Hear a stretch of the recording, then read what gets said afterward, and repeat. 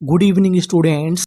हम लोग इस क्लास में जीके जीएस के 30 महत्वपूर्ण क्वेश्चंस को हल करेंगे। इसमें जो हमारे क्वेश्चंस हैं वो एग्जाम की दृष्टि से अति महत्वपूर्ण है और मैं आपको बता दूं इसमें पूरा का पूरा जीके शामिल किया गया है। चाहे वो इतिहास हो, भूगोल हो या कोई सा भी टॉपिक हो, आपको सारे के सारे इंपॉर्टेंट क्वेश्चंस मिलेंगे और इसमें कई सारे क्वेश्चंस ऐसे हैं जो कि पिछले एग्जाम्स में पूछे जा चुके हैं। तो चलिए फिर हम लोग करते हैं शुरुआत। पहला क्वेश्चन है हमारा, हड़प्पा सभ्यता यानी जिसे हम लोग सिंधु घाटी सभ्यता भी कहते हैं, उसकी खोज किस वर्ष हुई थी?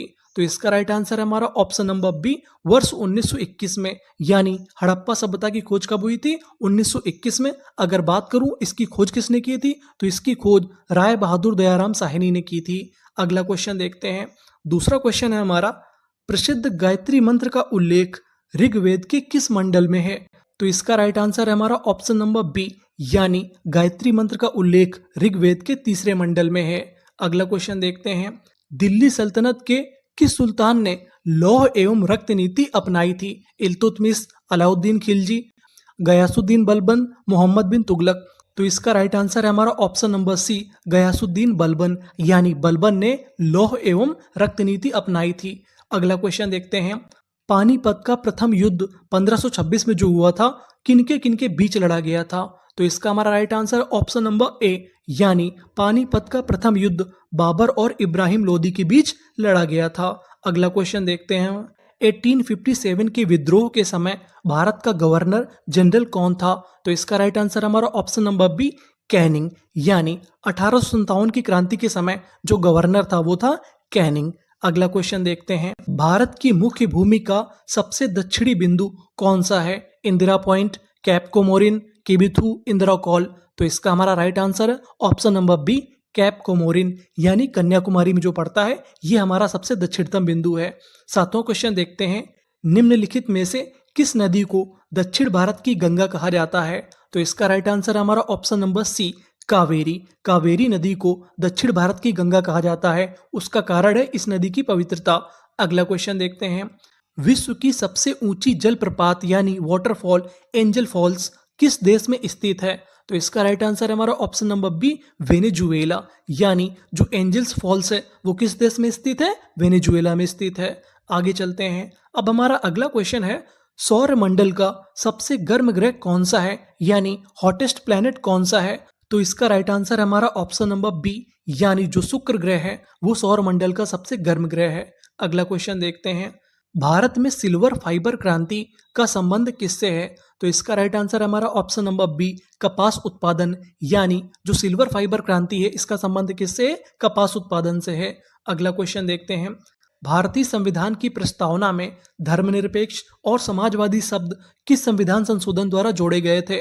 तो इसका राइट आंसर है हमारा ऑप्शन नंबर बी, 42वां संविधान संशोधन, जो कि कब हुआ था? 1976 में। उसमें 3 शब्द जोड़े गए थे। कौन कौन से थे? धर्मनिरपेक्ष, समाजवादी और एक था अखंडता। आगे चलते हैं। अगला क्वेश्चन देखते हैं। भारत के मुख्य चुनाव आयुक्त की नियुक्ति कौन करता है? प्रधानमंत्री, राष्ट्रपति, मुख्य न्यायाधीश और लोकसभा अध्यक्ष। तो इसका राइट आंसर है हमारा ऑप्शन नंबर बी, भारत के राष्ट्रपति। यानी मुख्य चुनाव आयुक्त की नियुक्ति कौन करता है? भारत के राष्ट्रपति करते हैं। अगला क्वेश्चन देखते हैं। भारतीय संविधान का कौन सा अनुच्छेद समान नागरिक संहिता यानी यूसीसी यानी यूनिफॉर्म सिविल कोड से संबंधित है? तो इसका राइट आंसर हमारा ऑप्शन नंबर बी, अनुच्छेद 44। यानी जो संविधान का अनुच्छेद 44 है ये किससे संबंधित है? समान नागरिक संहिता यानी यूनिफॉर्म सिविल कोड। आगे चलते हैं। अगला क्वेश्चन देखते हैं। राज्यसभा का सदस्य बनने के लिए न्यूनतम आयु सीमा कितनी होनी चाहिए? यानी अगर आपको राज्यसभा का सांसद बनना है तो आपकी एज कितनी होनी चाहिए? तो इसका हमारा right answer option number B, 30 वर्ष। यानी अगर आपको सांसद बनना है राज्यसभा का तो आपकी एज कितनी होनी चाहिए? 30। अगर आपको लोकसभा का सांसद बनना है तो आपकी एज होनी चाहिए 25। आगे चलते हैं। अगला क्वेश्चन देखते हैं। किस अनुच्छेद के तहत भारत के सर्वोच्च न्यायालय को रिट जारी करने की शक्ति है? तो इसका राइट आंसर है हमारा ऑप्शन नंबर ए, अनुच्छेद 32। यानी आर्टिकल 32 के तहत जो सुप्रीम कोर्ट है वो क्या जारी कर सकता है? रिट जारी कर सकता है। अगला क्वेश्चन देखते हैं।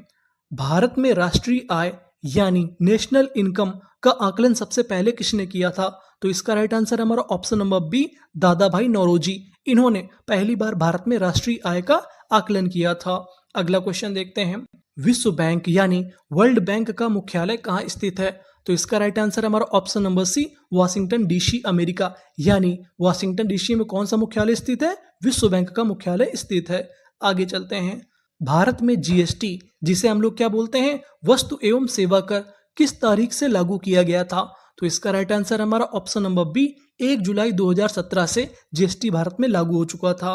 अब हमारा 19वां क्वेश्चन है, छिपी हुई बेरोजगारी या प्रच्छन्न बेरोजगारी मुख्य रूप से किस क्षेत्र में पाई जाती है? सेवा क्षेत्र, निर्माण क्षेत्र, कृषि क्षेत्र या खनन क्षेत्र? तो इसका राइट आंसर हमारा ऑप्शन नंबर सी, यानी जो छिपी हुई बेरोजगारी होती है वो किस में पाई जाती है? कृषि क्षेत्र में, क्योंकि इसमें कई सारे ऐसे लोग लगे रहते हैं जिनकी उनमें जरूरत भी नहीं होती।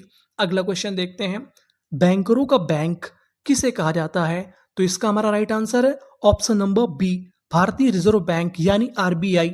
आरबीआई को बैंकरों का बैंक कहते हैं। अगर बात करें इसकी स्थापना की, तो इसकी स्थापना 1935 में हुई थी। आगे चलते हैं, अगला क्वेश्चन देखते हैं। लाइसोसोम को कोशिका की आत्मघाती थैली क्यों कहा जाता है? तो इसका राइट आंसर है हमारा ऑप्शन नंबर बी, यानी जल अपघटकीय एंजाइमों की उपस्थिति के कारण इसे हम लोग क्या बोलते हैं? कोशिका की आत्मघाती थैली। आगे चलते हैं, अगला क्वेश्चन देखते हैं। रॉकेट का प्रक्षेपण न्यूटन के किस नियम पर आधारित है? यानी जो रॉकेट ऊपर जाता है उसमें कौन सा न्यूटन का नियम लगता है? तो इसका हमारा right answer option number C, तृतीय नियम। यानी जो गति का तृतीय नियम होता है, जिसे हम लोग बोलते हैं क्रिया प्रतिक्रिया का नियम, वो रॉकेट में हमारा लगता है। अगला क्वेश्चन देखते हैं। भारी जल, जिसे हम लोग हैवी वाटर भी कहते हैं, उसका रासायनिक नाम और सूत्र क्या है? तो इसका हमारा right answer option number A, deuterium oxide, यानी D2O को हम लोग क्या बोलते हैं? भारी जल। अगला क्वेश्चन देखते हैं। मानव शरीर में रक्त का थक्का यानी ब्लड क्लॉटिंग बनने में कौन सा विटामिन सहायक होता है? तो इसका राइट आंसर हमारा ऑप्शन नंबर डी, विटामिन के। यानी विटामिन के कारण ही हमारा जो खून है वो बहना बंद होता है। आगे चलते हैं, अगला क्वेश्चन देखते हैं। तारों का टिमटिमाना यानी ट्विंकलिंग ऑफ स्टार्स प्रकाश की किस परिघटना का परिणाम है? तो इसका राइट आंसर हमारा ऑप्शन नंबर बी, वायुमंडलीय अपवर्तन। यानी जो वायुमंडल में अपवर्तन होता है उसकी वजह से हमारे तारे टिमटिमाते हैं। आगे चलते हैं, अगला क्वेश्चन देखते हैं। बिहू निम्नलिखित में से किस राज्य का प्रसिद्ध लोक नृत्य है? तो इसका राइट आंसर हमारा ऑप्शन नंबर ए, असम। यानी जो बिहू है हमारा, ये कहाँ पर होता है? असम में होता है। अगला क्वेश्चन देखते हैं। अंतरराष्ट्रीय न्यायालय यानी इंटरनेशनल कोर्ट ऑफ जस्टिस कहाँ पर स्थित है? तो इसका right answer option number B, the Hague. यानी नीदरलैंड में स्थित है। अंतरराष्ट्रीय न्यायालय का मुख्यालय कहाँ पर? The Hague. आगे चलते हैं। माई एक्सपेरिमेंट विथ ट्रूथ पुस्तक के लेखक कौन है? तो इसका राइट आंसर हमारा option number B, Mahatma Gandhi. यानी माई एक्सपेरिमेंट विथ ट्रूथ किसने लिखा है? महात्मा गांधी ने। अगर बात करें ये किस लैंग्वेज में लिखी गई थी, तो ये मूल रूप से गुजराती में लिखी गई थी। आगे चलते हैं, अगला क्वेश्चन पढ़ते हैं। काजीरंगा राष्ट्रीय उद्यान किसके लिए प्रसिद्ध है? तो इसका हमारा राइट आंसर है ऑप्शन नंबर बी, एक सींग वाले गैंडे के लिए काजीरंगा हमारा प्रसिद्ध है। और ये हमारा कहाँ पर पाया जाता है? असम में पाया जाता है। लास्ट क्वेश्चन है हमारा, प्रतिवर्ष राष्ट्रीय विज्ञान दिवस कब मनाया जाता है? तो इसका राइट आंसर हमारा ऑप्शन नंबर बी, 28 फरवरी। यानी हर साल 28 फरवरी को राष्ट्रीय विज्ञान दिवस मनाया जाता है। अब आपको कमेंट बॉक्स में ये बताना है कि आपके 30 में से कितने क्वेश्चंस के आंसर सही थे। Thank you for watching.